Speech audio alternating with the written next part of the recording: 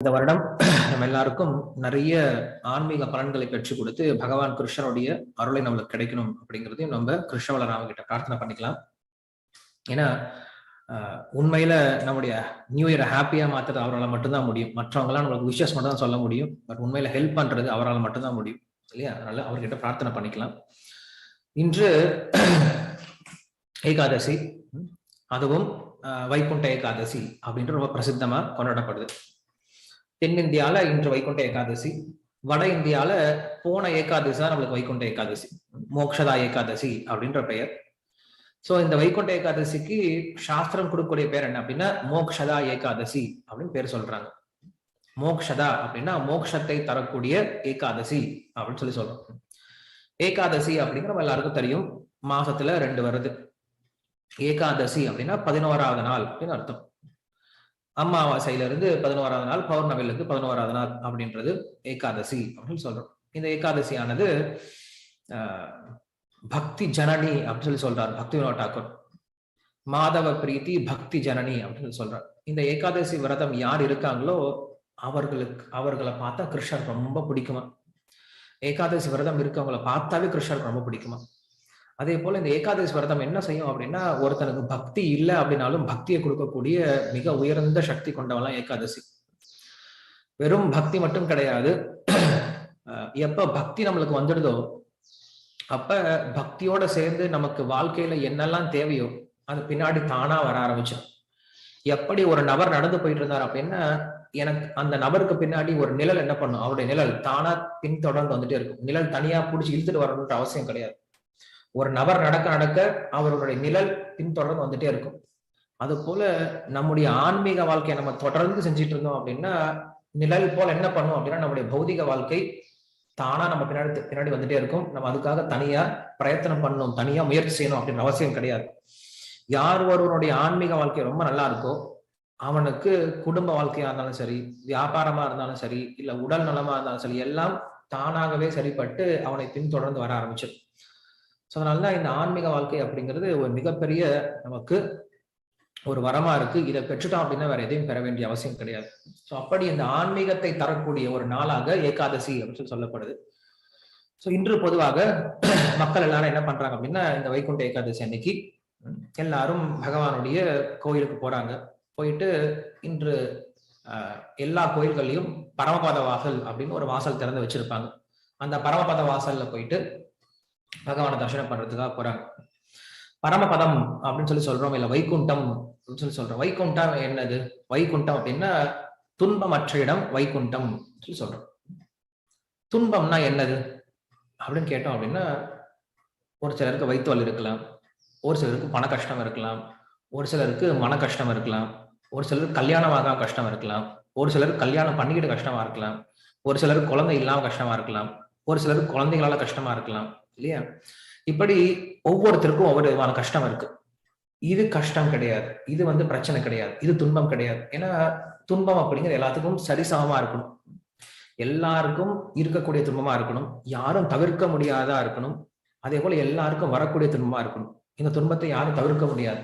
அப்படிப்பட்ட துன்பம் என்ன அப்படின்னா ஜன்ம மிருத்யு ஜரா வியாதி, பிறப்பு இறப்பு முதுமை நோய் அப்படின்றதா உண்மையான துன்பம். மற்ற எல்லா துன்பத்திற்கும் என்ன இருக்கு? தீர்வு இருக்கு. ஆனா இந்த 4 துன்பத்திற்கு எந்த தீர்வும் கிடையாது. என்னது? பிறப்பு இறப்பு முதுமை நோய். இந்த 4 பிரச்சனைகளிலிருந்து விடுபடுறது அப்படிங்கிறத என்ன சொல்றோம்? மோட்சம் அப்படின்னு சொல்றோம். இந்த 4 பிரச்சனைகள் நாம் விடுபடுறது அப்படிங்கிறதா மோட்சம் அப்படின்னு சொல்லி சொல்றோம். இந்த 4 பிரச்சனைகள் நம்ம எப்படி விடுபடுவது? இந்த 4 பிரச்சனைகள் இருந்து விடுபடணும் அப்படின்னா நாம் என்ன பண்ணக்கூடாது? மறுபடியும் இந்த உலகத்துல பிறவி எடுக்காம இருக்கணும். இந்த உலகத்துல பிறவி எடுத்துட்டோம் அப்படின்னாவே கண்டிப்பா இந்த 4 பிரச்சனைகள் வந்தே தீரும். நம்ம பிறந்துட்டோம் அப்படின்னா கண்டிப்பா அதுல நோயும் வரும், வயோதிகம் வரும், இறந்தே தீர வேண்டும். இறந்தவன் மறுபடியும் இந்த உலகத்துல பிறந்துதான் ஆகணும். இறந்தவன் எப்படி மறுபடியும் இந்த உலகத்துல பிறக்கிறான் அப்படின்னா, கிருஷ்ணர் பகவத்கீதை சொல்றாரு, எம் எம் வாபி ஸ்மரன் பாவம் தியஜந்தந்தே கலேவரம் தம் தமயவேதி கௌந்தேய சதா தத் பாவ பாவிதா. இறக்கும் தருவாயில் ஒருவனுடைய புத்தி, ஒருவனுடைய உணர்வு எதை நினைத்து கொண்டே உடலை விடுகிறானோ அந்த நிலையை அவன் அடைகிறான் அப்படின்னு சொல்லி சொல்றான். சோ நாம் இறக்கும் பொழுது இந்த உலகத்து மேல இருக்கக்கூடிய பற்றுதலை நினைத்து கொண்டு இறந்தோம் அப்படின்னா கண்டிப்பா இந்த உலகத்துல மறுபடியும் பிறவில அடக்க போறோம். நம்ம இறக்கும் போது எதை நினைப்போம்? வாழ்க்கை முழுவதும் நம்ம எதை செஞ்சுட்டு இருந்தோமோ, எது மேல பற்று வச்சிருந்தோமோ அதான் நம்ம கண்டிப்பா நினைக்க போறோம். அதை நினைச்சா அவன் என்ன பண்றாரு? பகவான் நமக்கு அந்த உடம்பை கொடுத்துறாரு. சோ அப்ப என்ன பண்ணணும் அப்படின்னா, அந்தே நாராயண ஸ்மிருதிஹி, இறக்கும் தருவாயில் ஒருத்தர் என்ன பண்ணும்? பகவானை நினைக்க வேண்டும். யார் ஒருவன் இறக்கும் தருவாயில என்ன நினைக்கிறானோ அவன் என்ன பண்றான்? கண்டிப்பா என்ன வந்து சேர்றான் அப்படின்னு சொல்றான். சோ இது வந்து கிருஷ்ணர் பகவத்கீதையில ரொம்ப தெளிவா சொல்றார். வைகுண்டத்துக்கு போகிறதுக்கான வழி என்ன அப்படின்னு கேட்கும் பொழுது, வைகுண்ட வாசல்ல போய் நம்ம வைகுண்ட ஏகாதசனிக்கு நின்றுட்டு வெளில வந்துட்டோம் அப்படின்னா வைகுண்டம் கிடைக்கும் அப்படின்னு சொல்லிட்டு எந்த சாஸ்திரத்திலையும் கிடையாது. ஆனா மனிதர்களுக்கு ஒரு சின்ன நம்பிக்கை. ஓகே, இன்னைக்கு யாரும் போய் என்ன பண்ணலாம்? தரிசனம் பண்ணலாம் அப்படின்னு சொல்லிட்டு எல்லாரும் கோயிலுக்கு போறாங்க. கோயிலுக்கு போன பின்னாடி அவங்க வைகுண்ட வாசல் வழியா தரிசனம் பண்ணிட்டு வெளில வராங்க. சோ வெளில வந்தப்ப என்ன பண்ணணும்? அவங்களுக்கு நம்ம சொல்லி கொடுக்கணும். நீங்க இன்னைக்கு கோயிலுக்கு வந்திருக்கீங்க, பகவானை தரிசனம் பண்ணீங்க, ரொம்ப சந்தோஷமான விஷயம். இப்ப அந்த பகவானை பத்தி தெரிஞ்சுக்கோங்க. அந்த பகவான் நமக்கு என்ன சொல்லியிருக்காரு அப்படின்னு தெரிஞ்சுக்கோங்க. அந்த பகவான் நம்ம வைகுண்டம் போறதுக்கான வழி என்ன சொல்லி கொடுத்திருக்கான்னு தெரிஞ்சுக்கோங்க அப்படின்னு சொல்லிட்டு என்ன பண்ணணும்? அவங்களுக்கு ஞானத்தை கொடுக்கணும். கோவில் அப்படிங்கிறது எதுக்காக இருக்கு அப்படின்னா, ஞானத்தை தருவதற்காக இருக்கே தவிர மக்கள் கூட்டத்தை சேர்த்துவதற்காக கிடையாது. இன்னைக்கெல்லாம் எல்லா கோயில்கள், நம்ம தமிழ்நாட்டுல இருக்கக்கூடிய கோயில்கள் பார்த்தோம்னா ரொம்ப பெருசு பெருசா இருக்கும். கர்ப்ப கிரகம் ரொம்ப சின்னதா இருக்கும். வெளியிட்டு இருக்கக்கூடிய மண்டபங்கள் ரொம்ப பெருசா இருக்கும். ஏன் மண்டபங்கள் அவ்வளவு பெருசா கட்டியிருக்காங்க அப்படின்னா, வரக்கூடிய மக்கள் வெறும் தரிசனம் மட்டும் பண்ணிட்டு போகாம அமர்ந்து பகவானை பற்றி கேட்டு அந்த பகவானை நாம் எப்படி அடையணும் அப்படின்ற வழியை தெரிஞ்சுக்கணும் அப்படின்றதுக்காக உபன்யாசம் நடப்பதற்காக அவ்வளவு பெரிய மண்டபங்கள்லாம் கட்டி வச்சிருக்காங்க. இன்னைக்கு கோயில்ல போய் நம்ம என்ன பண்றோம்? தரிசனம் பண்ணிட்டு ஏதோ பிரசாதம் கொடுத்தா வாங்கி சாப்பிட்டு ஓடி வந்துடுறோமே தவிர பகவானை பற்றி யாரும் கேட்பது கிடையாது. சோ வைகுண்ட ஏகாதசனிக்கு நம்ம என்ன பண்ணோம் அப்படின்னா, மக்கள் யாரெல்லாம் கோவிலுக்கு வராங்களோ அவங்களுக்கு என்ன பண்ணணும்? நம்ம இந்த விஷயத்த சொல்லி கொடுக்கணும். அதுதான் ரொம்ப முக்கியமான விஷயம். என்ன சொல்லிக் கொடுக்கணும்?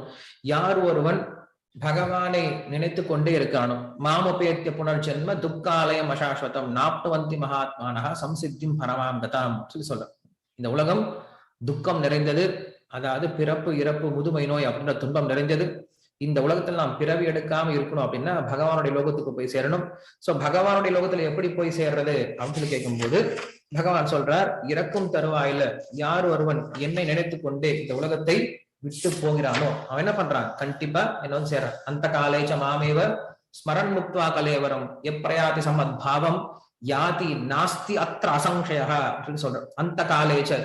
அந்த காலச்சன கடைசி தருவாயில், இந்த உடலை விடும் தருவாயில், மாமேவ என்னை மட்டுமே நினைத்து கொண்டு, ஸ்மரன் முக்துவா என்னை நினைத்துக்கொண்டே ஒருத்தன் இந்த உடலை விட்டான் அப்படின்னா கலேவரம் எப்ரயாதி சம்மத் பாவம் அவன் கண்டிப்பாக என்னை வந்து அடைகிறான் அப்படின்ற விஷயத்த கிருஷ்ணர் சொல்றான். சோ அப்ப யார் ஒருவன் பகவானை நினைச்சிட்டு உடலை விடுறானோ அவன் கண்டிப்பா என்ன சேர்றான்? பகவானை போய் சேர்றான். அவன் தான் வைகுண்டத்துக்கு போய் சேர்றான். சோ அப்ப வைகுண்டத்துக்கு போய் சேரணும் அப்படின்னா அதற்கான தகுதிகள் என்னது? ஒவ்வொன்னா பார்க்கலாம். இப்போ ஒருத்தர் வைகுண்டம் போகணும் அப்படின்னு நினைக்கிறாரு அப்படின்னா அதுக்கான தகுதி என்னது அப்படின்னு சொல்லி பார்த்தோம்னா, முதல்ல வைகுண்டம்னா என்னன்னு தெரிஞ்சுக்கணும். ரெண்டாவது, வைகுண்டத்துக்கு நான் ஏன் போகணும் அப்படின்ற விஷயம் தெரிஞ்சுக்கணும். மூன்றாவது, வைகுண்டத்துக்கு போறதுக்கான வழி என்னன்னு தெரிஞ்சுக்கணும். நான்காவது, அந்த வைகுண்டத்துக்கு போறதுக்கான முயற்சியில நான் ஈடுபடணும். ஐந்தாவது, பகவானுடைய கருணை அப்படிங்கிறது வேணும். இது ஐந்தும் இருந்துருச்சு அப்படின்னா கண்டிப்பா என்ன பண்ண முடியும்? அவன் வைகுண்டத்துக்கு போக முடியும். முதல்ல நம்ம என்ன தெரிஞ்சுக்கிட்டோம்? வைகுண்டம்னா என்னன்னு தெரிஞ்சுக்கிட்டோம். வைகுண்டம்னா என்னது? பிறப்பு, இறப்பு, முதுமை, நோய் அப்படின்ற எந்த விதமான துன்பங்களும் அற்ற ஆன்மீக உலகம். என்றுமே அழிவில்லாத நித்தியமா இருக்கக்கூடிய, அங்க வந்து சூரியனோ சந்திரனோ காலங்களோ பசி, பிணி, மூப்பு அப்படின்ற எந்த விதமான துன்பங்களும் கிடையாது. ஸ்கூல் இல்ல, காலேஜ் இல்ல, ஆபீஸ் இல்ல, எந்த கஷ்டமும் கிடையாது. பகவான் இருப்பார். நாம் அவரோட சேர்ந்து என்ன பண்ண போறோம்? நாள் முழுவதும் பகவானோட சேர்ந்து சந்தோஷமா பக்தி சேவையில் ஈடுபட போறோம். அங்க நாம் பேசக்கூடிய ஒவ்வொரு வார்த்தைகளும் பாடலை போல, நம்முடைய ஒவ்வொரு அடியும் நடனத்தை போல, அங்க நமக்கு என்ன வேணாலும் கிடைக்கக்கூடிய ஒரு இடமா இருக்கு. நான் என்ன சொல்றேன்? நம்ம வைகுண்ட உலகம், ஆன்மீக உலகம் அப்படின்னு சொல்றேன். சோ அப்படிப்பட்ட ஆன்மீக உலகத்தை தெரிஞ்சுக்கிறோம். சரி, அங்க போலாம். அங்க யாரு போறாங்க, யாரு போக முடியும் அப்படின்னா, முதல்ல நாங்க போகணும் அப்படின்ற ஆசை வளர்த்துக்கணும். இல்லையா? அந்த ஆசையை வளர்த்துக்காம நம்ம அங்க போக முடியாது. இன்னைக்கு பெரும்பாலும் மக்கள் என்ன பண்றாங்கன்னா, பகவான் கிட்ட வந்துட்டு பகவானை கேட்கறது கிடையாது. நான் பகவானிடம் போய் சேரணும் அப்படின்னு கேட்கறது கிடையாது. இந்த உலகத்துல நான் எப்படி சந்தோஷமா இருக்கிறது அப்படிங்கிற விஷயம் தான் யோசிக்கிறாங்க. ஒரு வயசான பாட்டி ரொம்ப கஷ்டப்பட்டு மத்தியான நேரத்துல முள்ளெல்லாம் வெட்டி வெட்டி வெட்டி சின்ன சின்ன சின்ன சின்ன பண்டெல்லாம் கட்டிட்டு என்ன பண்றாங்க, ஒரு பெரிய கட்டு கட்டிட்டு என்ன பண்றாங்க, தூக்கி தன்னோட தலையில வச்சுக்கிட்டு தள்ளாத வயசுல நடந்து வந்துட்டு இருக்காங்க. கீழே பயங்கரமா முள்ளெல்லாம் குத்துது, மேல இருந்து சூரியன் பயங்கரமா வெப்பம், ரொம்ப கஷ்டப்பட்டு நடந்து வந்துட்டு இருக்காங்க. அந்த முள்ளெல்லாம் தூக்கி தலையில வச்சு வந்துட்டு இருக்காங்க. ஒரு கட்டத்துல என்ன ஆயிடுச்சுன்னா முள்ளு கீழே விழுந்துருச்சு, அந்த முள்ளு கட்டு கீழே விழுந்துருச்சு. அந்த பாட்டி ஓன்னு அழுக ஆரம்பிச்சிட்டாங்க. ஐயோ, என் வாழ்க்கை இப்படி இருக்கே, நான் இவ்வளவு கஷ்டப்படுறேன்னு, முள்ளு வெட்டி சாப்பிட வேண்டியதா இருக்கு, எனக்கு யாரும் உதவி பண்றதுக்கு கூட ஆள் இல்லையே, நான் என்ன பண்றேனோ தெரியலையே அப்படின்னு சொல்லிட்டு ரொம்ப கஷ்டப்பட்டு அழுதுட்டு இருக்காங்க. அப்ப பகவான் பிரத்யக்ஷம் ஆறார், கேட்கிறார், அம்மா உனக்கு என்னமா வேணும் அப்படின்னு சொல்லி கேட்கிறார்.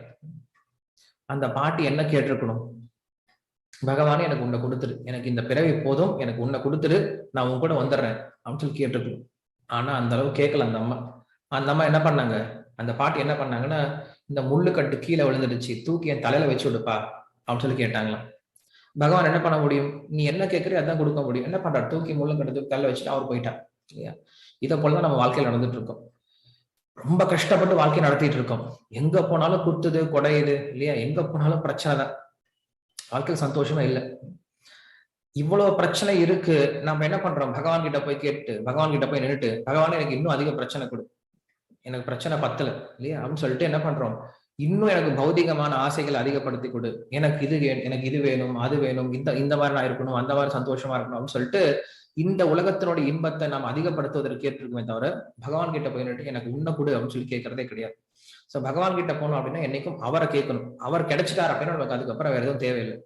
அதனால இந்த ஆசை நம்மளுக்கு முதல்ல வளரணும். முதல்ல வைகுண்டம்னா என்னன்னு தெரிஞ்சுக்கிட்டோம், வைகுண்டம் போறதுக்கான ஆசையை நம்ம வளர்த்துக்கணும் அப்படிங்கிற ரொம்ப முக்கியம். மூன்றாவது, அந்த வைகுண்டத்துக்கு போறதுக்கான வழி என்னது அப்படின்னா கிருஷ்ணர் சொல்றார், பகவானை யார் ஒருவன் நினைத்து கொண்டு இந்த உடலை விடுறானோ அவன் என்ன பண்றான், கண்டிப்பா வைகுண்டத்துக்கு போய் சேர்றான் அப்படின்னு சொல்றான். அப்ப நான் கடைசி நேரத்தில் நினைச்சா போதுமா, இப்ப நினைக்க தேவையில்லையா, நான் இறக்கும் போது என்ன பண்றேன், கிருஷ்ணா ராமான்னு சொல்லிட்டு உடலை விட்டுறேன். இப்ப நான் செய்யற தப்பெல்லாம் செஞ்சுட்டு, இப்ப நான் எப்படி வேணா வாழ்க்கையை வாழ்ந்துட்டு கடைசி கட்டத்துல பகவானோட பேரை சொல்லிட்டு போயிட்டுமா அப்படின்னு சொல்லி கேட்டோம் அப்படின்னா அது முடியாத காரியம். ஏன் அப்படின்னா, நான் வாழ்க்கை முழுவதும் என்ன செயல்பாடுகளை செஞ்சிருக்கோமோ, எதன் மேல அதிகமா ஆசைப்பட்டு பற்றோட ஒரு காரியத்தை பண்றோமோ, அந்த செயல்பாடு தான் நம்ம இறக்கும் தருவாயில் நம்மளோட ஞாபகத்துல வருமே தவிர, திடீர்னு நம்ம பகவானுடைய ஞாபகம்லாம் வராது. இறக்கும் பொழுது நாம் வாழ்க்கை முழுவதும் எதை பயிற்சி பண்ணமோ அதான் ஞாபகம் வரும். அப்ப கிருஷ்ணர் சொல்றாரு, தஸ்மாத் சர்வேஷு காலேஷு மாம் அனுஸ்மர யுத்தேச்ச மையர்ப்பித மனோ புத்திர் மாமே வைஷ்ய சங்ஷயா சொல்லி சொல்ற. அர்ஜுனர், அதான் என்ன பண்ணு, எப்பயுமே என்னை நினைச்சுக்கிட்டே சண்டை போடு அப்படின்னு சொல்லி சொல்றார். கிருஷ்ணர் அர்ஜுனன் கிட்ட சொல்றாரு, சண்டை போடும் போது கூட என்ன பண்ணு, என்ன நினைச்சுக்கிட்டே சண்டை போடு அப்படின்னு சொல்லி சொல்றார். பகவான் நினைக்கிறது அப்படின்னா ஏதோ காலையில கொஞ்ச நேரம் உட்காந்து பிரார்த்தனை பண்ணிட்டு பகவானை மனசுல நினைச்சிட்டு அதுக்கப்புறம் நம்ம வேலை பண்றது கிடையாது. எப்பயுமே பகவானுடைய நிலைப்பனை இருக்கணும். அப்படி இருந்தா மட்டும்தான் என்ன பண்ண முடியும், இறக்கும் தருவாயில பகவானுடைய ஞாபகம் வரும். எப்பயுமே எப்படி சார் பகவானுடைய ஞாபகத்துல இருக்கிறது, இப்ப இங்க சொல்றாரு, சண்டை போடும்போது என்ன நினைச்சுக்கிட்டே சண்டை போடுன்னு சொல்லி சொல்றாரு. அவன் சண்டை போடும்போது கண்ணை முடிட்டு ஹரே கிருஷ்ணா அப்படின்னு சொன்னான்னா அம்பு குத்திரும். அப்ப என்ன நினைச்சுக்கிட்டே சண்டை போடு அப்படின்னு என்ன அர்த்தம் அப்படின்னா, எனக்காக சண்டை போடு அப்படின்னு அர்த்தம். அதே போல நாம் எந்த காரியத்தை செய்யும் பொழுதும் பகவானுக்காக அப்படின்ற எண்ணத்தோட செய்யணும். நாம் காலையில் எந்திரிக்கிறது பகவானுக்கு பூஜை பண்றதுக்காக, நாம் குளிக்கிறது பகவானுக்கு பூஜை பண்றதுக்காக, நாம் நல்ல உடைகளை அணிஞ்சு கொள்றது பகவானுக்கு பூஜை செய்வதற்காக, நாம் சமைப்பது பகவானுக்கு நைவேத்தியம் பண்றதற்காக, நாம் சாப்பிடுவது வேலைக்கு போய் சம்பாரிச்சு அந்த காசின் மூலியமாக பகவானுக்கு சேவை பண்றதற்கு. சோ இப்படி நாம் செய்யக்கூடிய ஒவ்வொரு காரியம், நம்முடைய வீடு பகவானுடைய பூஜைக்காக, நம்முடைய குடும்பம் பகவானுடைய ஆராதனைக்காக அப்படின்னு சொல்லிட்டு நாம் செய்யக்கூடிய ஒவ்வொரு காரியத்தையும் பகவானுக்காக அப்படின்ற எண்ணத்தோட செய்ய ஆரம்பிச்சோம் அப்படின்னா, இந்த எண்ணம் இருக்கு இல்லையா, இந்த எண்ணம் தான் வைகுண்ட உணர்வு அப்படின்னு சொல்லி சொல்றோம். வைகுண்ட உணர்வு இருந்தா மட்டும்தான் வைகுண்டத்துக்கு போக முடியுமே தவிர, நம்முடைய உணர்வை வச்சுக்கிட்டு வைகுண்டத்துக்கு போக முடியாது. ஏன்னா வைகுண்டத்தை சுத்தமா வச்சிருக்கான பகவான். அந்த இடத்துக்கு மட்டும்தான் யாரையும் அலோவ் பண்றது கிடையாது. இங்க நம்ம என்ன வேணா பண்ணிக்கலாம். நான் வைகுண்டத்துக்கு போனோம் அப்படின்னா அந்த வைகுண்ட உணர்வுல நம்ம வளர்ந்துக்கணும். வைகுண்ட உணர்வுனா என்னது, எல்லாரும் என்ன பண்ணுவாங்க, அங்க பகவானை மட்டும்தான் பூஜை பண்ணிட்டு இருப்பாங்க. பகவானை வழிபட ஆரம்பிக்கிறாங்க. எல்லாரும் பகவானுக்கு சேவை பண்றாங்க. ஒருத்தருக்குள்ள ஒருத்தர் பொறாமை கிடையாது, போட்டி கிடையாது, காமம் கிடையாது, துவேஷம் கிடையாது. எல்லாரும் சேர்ந்து பகவானுடைய அம்சமாக கிருஷ்ணருக்கு சேவை பண்ண ஆரம்பிக்கிறாங்க. நாராயணனுக்கு சேவை பண்ண ஆரம்பிக்கிறாங்க. இந்த உணர்வை வளர்த்துக்கிட்டோம் அப்படின்னா, இதுதான் ஒருத்தனுடைய வைகுண்டத்துக்கு போறதுக்கான வழியே தவிர, நாம் வெறுமனே ஒரு நாள் போயிட்டு கோயில் நிற்கிறதுனால வைகுண்டம் போக முடியாது.